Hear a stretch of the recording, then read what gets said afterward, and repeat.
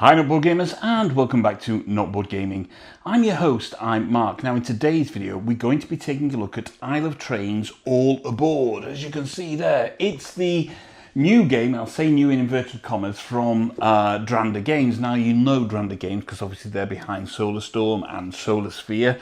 I reviewed Solar Storm. It's a great little kind of 9-card threat management game, and Solar Sphere is the one that's going to be delivered to Kickstarter backers this year, and this is the kind of more expanded version of Solar Storm, which is more of a Euro game. Well, Isle of Trains All Aboard is a reimagining and a kind of a revitalisation of Isle of Trains, a 2014 game designed by Dan Keltner and Seth Jaffe. And what Dranda Games have done is they updated kind of the artwork in there, some of the gameplay. It's now soloable as well, and it's a cracking little, and I say little again in inverted commas, it's a cracking kind of hand management, set collection, pick up and deliver game, which takes, as a solo gamer, round about 20 to 25 minutes to play.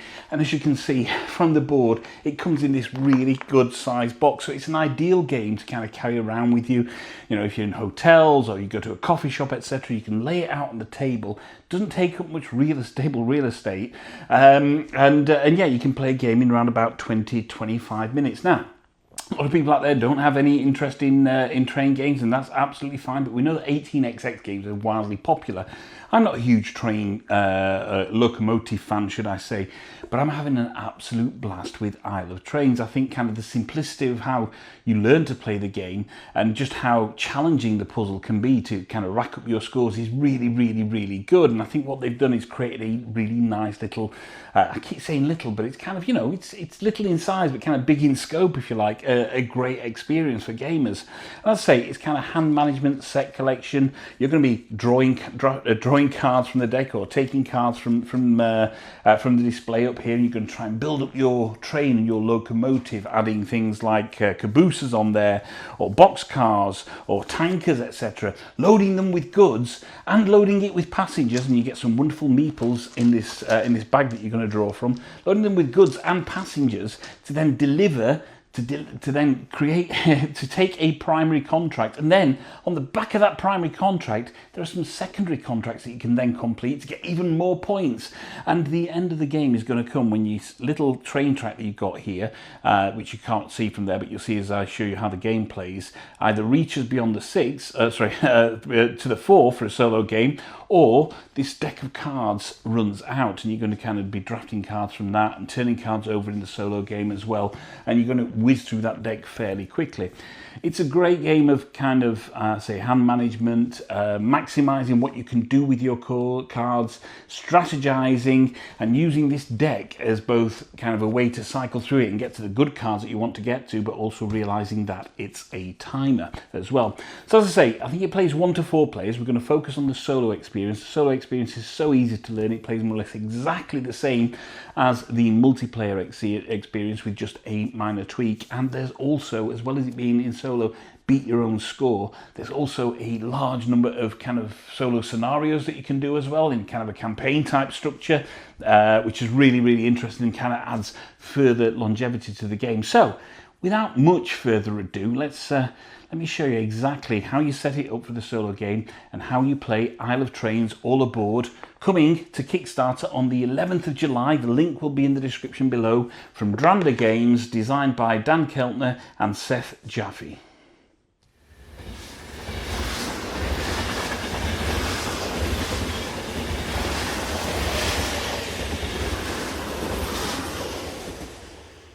So setting up a game of Isle of Trains All Aboard is very, very simple. You have these 6 kind of island cards, and you're going to set them up with the 3 kind of, as you can see, contracts on here. So you have your primary contract, which is on the left-hand side, and then the 2 potential secondary contracts. And I'll explain how they work as we play the game, but essentially what you're going to do is deliver to get the primary contract, place it next to your train, and then when you deliver either of these, you then flip it over and put that, whichever one you delivered, above your train, so it's poking out like this, basically, and that shows you how many points you're going to get for delivering that contract. So the primary contract is worth points on its own, but then the secondary contracts are worth additional points. And the thing is about that is you can only have one primary contract in play at any one time.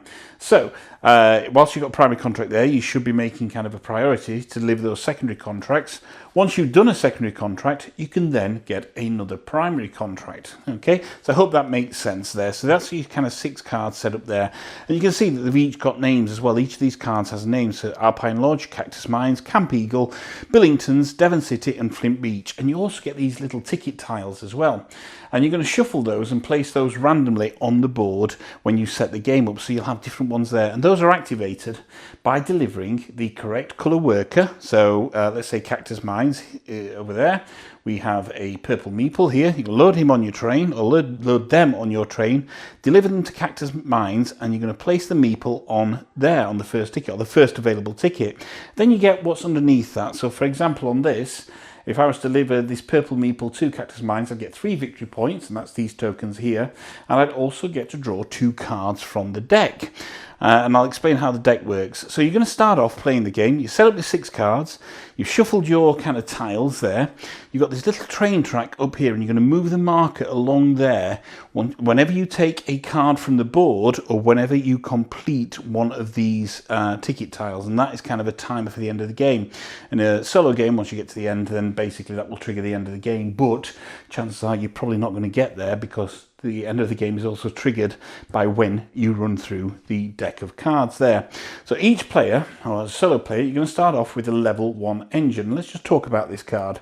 So it's a level 1 engine, and as you can see here, it's got this little green thing with the number 4. Now if we look at some of these cards, you can see that they have these red markers on them here. So some have 2, some have 1, and what they will do, that means that you can have no more than 4 of those on that train. So your train can be no longer than when you've got 4 of those on. But as you progress through the game, you're going to get the opportunity to upgrade your trains. And as you can see, here we have a level 3 engine in the display there. And that allows you to have 8. So that allows you to then build up more from there. Certain cards have different abilities on there. So for example, on this one, it can hold 2 coal, so you can load coal into there and explain how coal works. Let's see if I can find coal on a card somewhere, but you can load coal into there. That's going to give you 2 cards from the deck, and it's also going to give you a bonus build action. I'll explain the actions in a bit. Now when you load it on, so let's find coal, here we go. So maybe one of the cards in your hand is this, and you've already got that there, and it's this, and you can see here some of them have icons on the top. So this is coal here. What you would do is you would load that into your train and you'd put it that way, thusly. Now say this can take 2 of those. The more, obviously the higher up these are, the better it is for delivering more stuff. When you load that in there, you're also going to get that bonus action, as I say, which is to get 2 cards from the deck and a bonus build action. So that's kind of how the cards work. You're going to start off with a hand of 5 cards.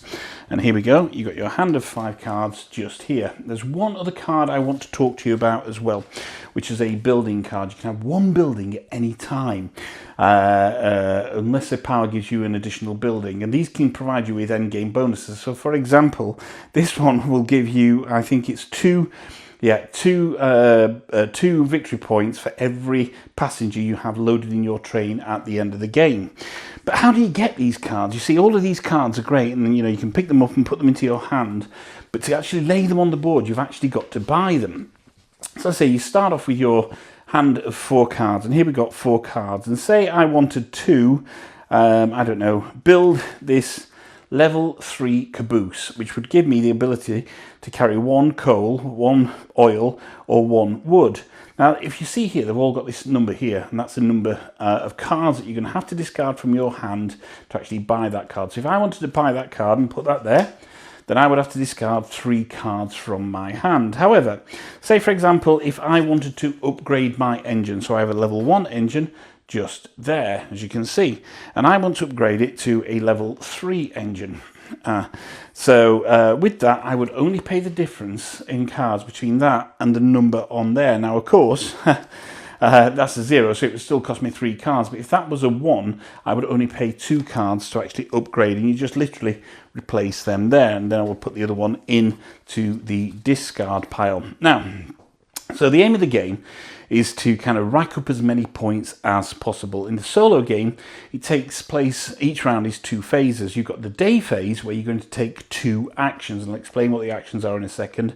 Then the night phase, which is effectively going to take the top card and put it into the discard pile there for you. That's really important, because as important as it is, interesting as it is to kind of go through this big stack of cards, and a bit like a game like, say, Terraforming Mars or Ark Nova, you're going to have to mine through the deck to really try and get the cards that you want. It also acts as a timer, as I say. When that deck of cards is through, that's the end of the game. You're going to tot up your points and find out if you've beat your, what score you've got and what level you get at. As I say, there is also a series of scenarios as well. So that's kind of a brief overview on the game. And what I want to do now is just talk you through the various actions you can take.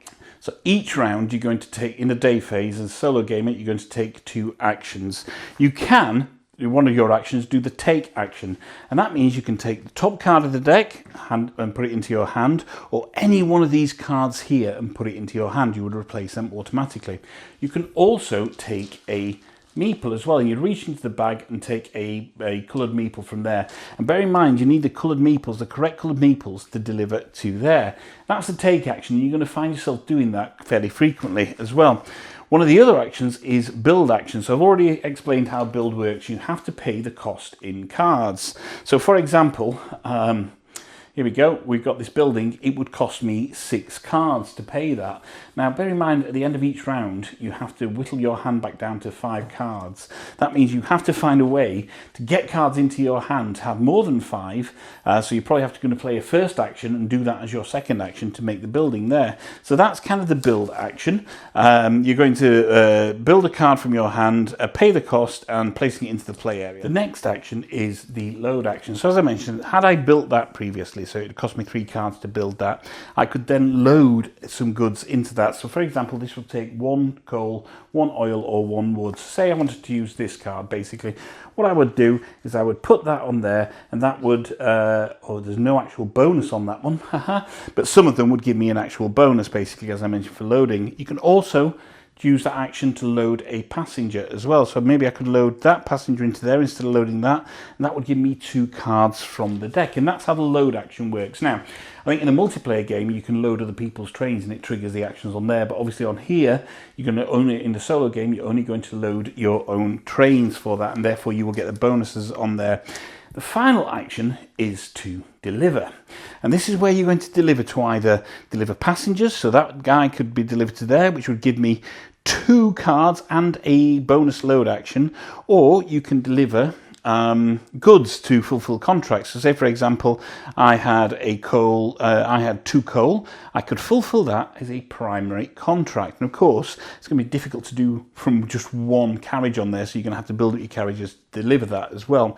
So when you deliver, as I say, what happens is for the passenger action, you're going to put it on there, get the bonus. When all of that is full, you're going to move the marker up the train track. For the deliver goods actions, what you're going to do is you're going to take the primary card, basically, or the card, and you're going to put it next to your engine. And that means you now have a primary contract fulfilled. You now have to fulfill a secondary contract. And you can see the one that gives me an additional 8 points is 2 coal, 1 oil and 1 wood. Or if I wanted an additional 10 points on top of the 4 I've already got for the primary contract, I'd have to deliver 3 coal and 2 wood. When I say if I've fulfilled that, I would flip that over, so that's going to go there, put that under my train, and that means I can now take another primary contract. And as I say, when you take those, you've got to move that marker up the board as well, so that acts as a timer. And so that really is it. Those are the actions you can take. You're going to take 2 of those each round. Then the night phase is going to happen, and you're going to flip a card over from there, put it into the discard pile, and go again. And throughout the game, you're going to be racking up bonuses. You're going to be racking up these kind of victory points on here. And at the end of the game, you're going to toss up all your victory points and see if you've got the best score, or beaten the, or what score you've got on the grid, and tell you what kind of level you got to, or you're going to complete a scenario if you're a solo player. So that's it. Nice and easy. Let me take you through a couple of rounds of it. So here we have everything set up for the solo game. I've got my 2 meeples, I've got my level 1 engine, and I've got my deck of 5 cards. So for my first action, what do I want to do? Well, maybe I want to try and build up my my train here, because if I can start building the train up a little bit, then I can start loading things into there. So let's have a look at what we got here. There's a level 2 tanker which allows me to load some oil on there. That is going to cost me 2 cards basically. There you go, you can see 2 cards on there. So let's do that. We'll place that level 2 there. It's my first action. Got to get rid of 2 of these cards. I'm going to get rid of this 8 and this 6 because at this stage of the game I don't really have the ability to pay for those cards. So there we go. Those are going to go there. That's action number 1. Okay, and now we're on to action number 2, and maybe I want to load this now, so I can load either 1 passenger or 1 good, basically. So let's have a look, see what we want to do. In my cards that I've got here, I've got this level 3 caboose has got coal on it. I can't load that into there, but this level 2 engine has actually got oil on there. So that's good. We're going to load that into there. There we go. And that's going to give me 3 cards from the deck. So I'll take 3 cards into my hand. 1, 2, 3. There we go. And that's that action done. That's the first day done there. So as you can see, I can do 4 of these red things. I've only got 1 on there at the moment, so that's okay. It's still within there. And I've got 1 oil loader, which now means that I can start thinking about which of these I want to deliver. If I could get a wood, I could deliver to there. So that's the day done. We're going to flip over a card for the night phase. There we go. Already 3 cards through the deck, plus the cards in my hand, plus the cards on my train. And now we'll go again. So I've now got 4 cards. Now what you would do at the end of each round, as I said, if you got more than 5 cards, you would discard down to 4 cards. If you got more than 5 cards, you would discard down to 5 cards. So you're going to have to make some tough decisions because you will start racking up some cards through the game. So I've delivered that there. So what do I want to do for my second action? Well, let's have a look. I've got a level 8 tanker. I mean, I don't have 8 cards to pay for that. Level 1 engine. I've got a level 2 engine there, which cost me 3 cards, and that will give me greater pull on there. So I've got 6 on there. Or I've got a caboose that I could build for 3. So I think what I want to do is potentially get some cards in my hand. So I'm going to load a passenger. Now, the good thing you need to think about is when you make a deliver action, you can make multiple deliveries on the same action as long as you're delivering to the same place, basically. So if I had the right people loaded and I had the right gear in here and I was going to Cactus Mines, I could fulfill both a contract and put a worker on there. But obviously that's kind of a lot of forward planning and probably won't come out on here. So what do I want to do? Yeah, let's load a passenger. So we're going to load the purple passenger because that gives me some victory points straight away. The white one gives me cards when I deliver it there, and because I've loaded it, I take 2 further cards from the deck. Oh, we've got a building. We've got 2 buildings there. So you can see my hand of cards is now 6, so I'm going to have to downsize that if I don't spend them on my next go. And then for my next action, I am going to take this delivery action. So I'm going to deliver this guy up to there. That's going to give me 3 victory points. 1, 2, 3. So these are for the end of game scoring. And another 3 cards into my hand. 1. All the buildings are coming out. 2. These have been... There we go. 3. So I now have in my hand 1, 2, 3, 4, 5, 6, 7, 8 cards in my hand there, basically.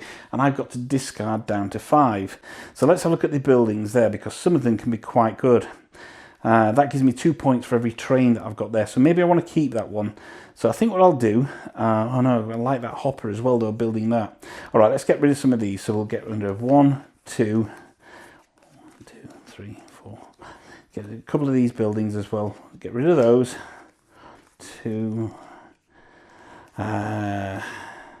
Keep that one. 3.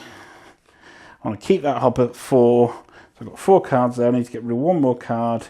Let's get rid of that caboose. That's let's add that level 2 engine and get rid of those. So I'm getting rid of all those cards, and now I have 5 cards back in my hand, which gives me some ability now. So if I'm clever on my next turn, I could potentially build a building, which is going to give me 2 victory points for every carriage that I've got on there. So I'm back down to 5 cards. That's the end of my 2 goes. I loaded and I also delivered. We're going to turn a card over for the night phase. Don't forget to do that. back into the day phase, back for my 2 actions now. So what can we do? Well, I've got 5 cards there. If I load, I get 2 cards, and then I can build this building. So that's what we're going to do, okay? So we're going to load the white guy on there, take 2 more cards, 1, 2, which now should give me 1, 2, 3, 4, 5, 6, 7 cards. That means I can build this building. 1, 2, 3, 4, 5, 6. It's going to cost me 6 cards. And I put that building there, and there we go. That means that at the end of the game, if I don't change this building, I will get 2 victory points for each carriage that's on my train. So again, that's my 2 goes gone. You can see how quickly it's going. We flip that over. So you can see the discard pile is growing really, really rapidly there. And I say that acts, as much as you want to cycle through that, it acts as a timer as well. That is kind of 3 rounds done now of the game. 3 rounds done in no time whatsoever. And I'd say you can take, there's a take action, you can take a card from there, or you can take a meeple out of the bag, which I'm going to need to do at some point. If I fulfill the contracts or fulfill these, I then move the marker up the train. You're going to score victory points for where that goes up the train. If that reaches the end, or if that depletes, that triggers the end of the game. You're going to toss up your victory points, see where you are, or see if you complete the scenario. That is how simple it is to play Isle of Trains All Aboard.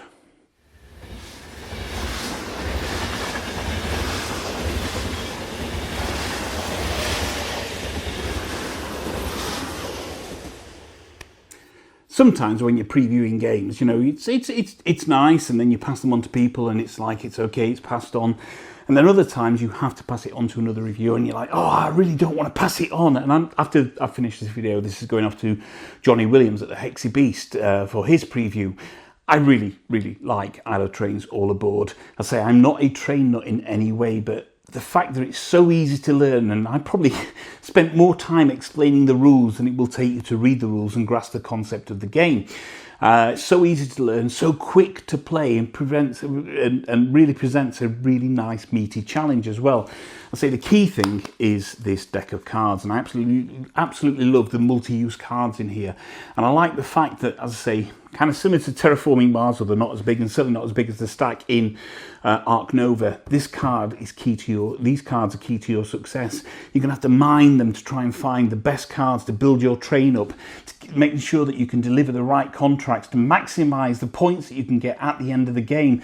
It's an utter joy to play. It's so quick, and I say the solo game is so easy. It plays more or less exactly the same as the multiplayer game, with just a couple of minor tweaks, but it's so easy to get to grips with. The use of the meeples, delivering those, and when you get those combos where you deliver a meeple and you're delivering a contract at the same time, it's utterly joyous, because what you're doing there is you are kind of, you know, your engine is building it isn't literally an engine builder about building an engine. Your engine is building, and your cards are coming out in exactly the right way. You kind of maximize things. There's a pure joy in achieving your goals on this. So simple to play, little table space, as I say, ideal to take to kind of pubs, coffee shops, etc. An ideal filler game, start a game at the beginning of the night, an ending game at the end of the night. Great for families, great for kids. There is a lot to like about Isle of Trains All Aboard, and I believe that Dranda have just announced there's going to be a playmat with it as well. So for people that like playmats, it's certainly going to be well within your wheelhouse. You know, it's not kind of it's not a Lacerda level games. Not all games need to be a Lacerda level. It's exactly the right level to provide a good, quick, meaty, crunchy game, and I think it's utterly superb as a game. So make sure you check out the Kickstarter. I say launches on the 11th of July. The link will be in the description below, and make sure you back Isle of Trains All Aboard by Dranda Games. Thank you very much for joining me on this journey through Isle of Trains All Aboard. I say go and check out the Kickstarter. My name is Mark. This is Not Board Gaming. Don't forget to like and subscribe to the channel. Check out our other videos. And one final thought: if you can't find anyone else to play with, there's nothing wrong with playing with yourselves. Until next time, bye bye.